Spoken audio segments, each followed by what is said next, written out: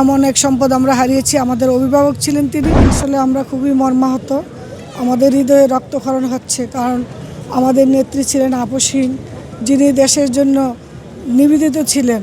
তা আজকে বাংলাদেশের প্রতিটা মানুষ, জনগণ সবাই মর্মাহত। কারণ উনি আপসহীন ছিলেন। ওনাকে যেভাবে অত্যাচার করা হয়েছিল বিগত 10 বছর, ওনাকে যেভাবে অসুস্থ করা হয়েছিল স্লো পয়জন দিয়ে দিয়ে, ওনাকে বিদেশে যাওয়ার জন্য সুযোগ দেয় নাই। উনি আস্তে আস্তে অসুস্থ হয়েছেন। ওনাকে বলা হয়েছিল যে ক্ষমা চাইলে ওনাকে বিদেশে যদি চায় তাহলে দিতে পারে। উনি বলছে আমি আমার এই দেশ ছেড়ে কোথাও যাব না। আমার জনগণ ছেড়ে, আমার এই দেশ ছেড়ে আমার বাইরে কোনো ঠিকানা নেই। সেই নেত্রী আজ আমাদের মাঝে নেই। আমরা খুবই মর্মাহত, খুবই আবেগপ্লাবিত আমরা সবাই, যে আজকে উনি আমাদের এমন এক সময় চলে গেছেন যে সময় আমাদের সামনে নির্বাচন। ম্যাডাম 3 জায়গা থেকে নির্বাচন করতেন।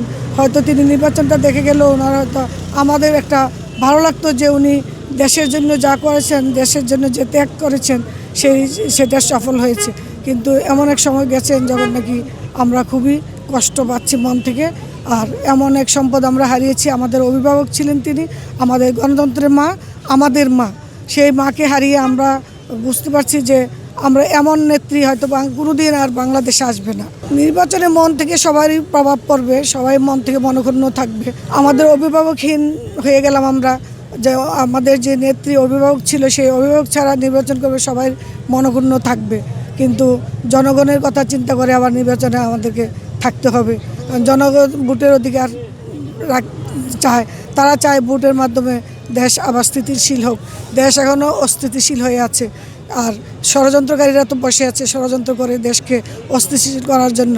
যে কারণে সবাই চাইবে যে নির্বাচনের মাধ্যমে দেশে একটা শান্তি ফিরে আসুক। আপনারা দেখেছেন যখন জনাব তারেক রহমান দেশে এসেছেন, লক্ষ লক্ষ লোক কিভাবে তাকে সম্বর্ধনা দিয়েছে। তিনি সেদিন এবার কেয়ারে এসেছিলেন, সেদিন পল্টন অফিসে কালকে গিয়েছিলেন, সেখানেও দেখেছেন লক্ষ লক্ষ লোক। কাজেই আমাদের সেই রাষ্ট্রপতি জিয়া রহমানের যোগ্য উত্তরসূরি এবং 3বারের প্রধানমন্ত্রী যোগ্য উত্তরসূরি তারেক রহমান। কাজেই ওনার উপরে আস্থা সমস্ত বাংলাদেশের মানুষই রাখছে। শুধু বিএনপি নয়, সাধারণ মানুষও ওনার উপর আস্থা রাখছে। যদিও আমাদের নেত্রীর জন্য আমরা খুব কষ্ট পাচ্ছি। অনেক স্মৃতি, আমাদের কত ছবি, ওনার সাথে কত ফুল দিয়েছি, ওনাকে জন্মদিনে, পয়লা বৈশাখে, তারপরে আমাদের বিভিন্ন অনুষ্ঠানে ছিল। উনি আমাকে আসলে আমার খুব খারাপ লাগে যে ওনাকে যখনই সালাম দিয়েছি, এই কেমন আছো, বাচ্চারা কেমন আছে, ওনার সাথে আমার একটা অন্যরকম সম্পর্ক ছিল। আমার হাজব্যান্ডের সাথে ছিল। উনি এক্সপায়ার করার পর উনি আমাকে নিয়ে গেছেন দলে, বলছে তুমি আমাদের সাথে থাকবে। সেই স্মৃতিটা বারবার মনে হয়।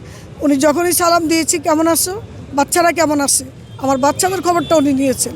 সেই স্মৃতিগুলি এখন বারবার মনে পড়ছে। সেগুলি আসলে কখনোই বলতে পারবো না। আর যে ছবিগুলি আছে সেই ছবিগুলি স্মৃতি হয়েই থাকবে এখন আমাদের কাছে।